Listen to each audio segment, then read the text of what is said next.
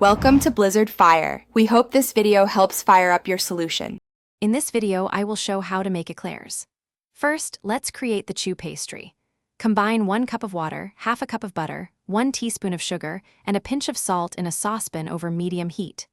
Bring it to a boil, then quickly stir in 1 cup of all-purpose flour until a dough ball forms. Remove from heat and beat in 4 large eggs, one at a time, until the dough is smooth and glossy. Now, let's shape and bake our choux pastry.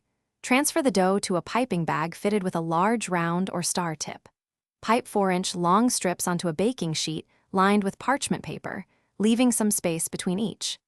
Bake at 400 degrees Fahrenheit for 20 minutes, then reduce the oven temperature to 350 degrees Fahrenheit and bake for another 15 minutes until golden brown and puffed. Let them cool completely. Next, we'll prepare the delicious cream filling.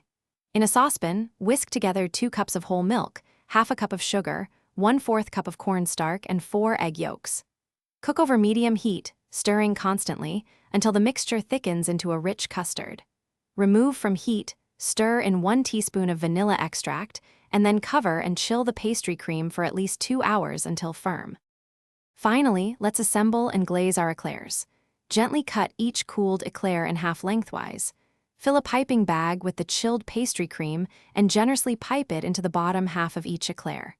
For the glaze, melt 4 ounces of dark chocolate with 2 tablespoons of heavy cream. Dip the top half of each eclair into the warm chocolate glaze. Serve immediately or refrigerate. Thanks for watching. If you found this helpful, don't forget to like and subscribe.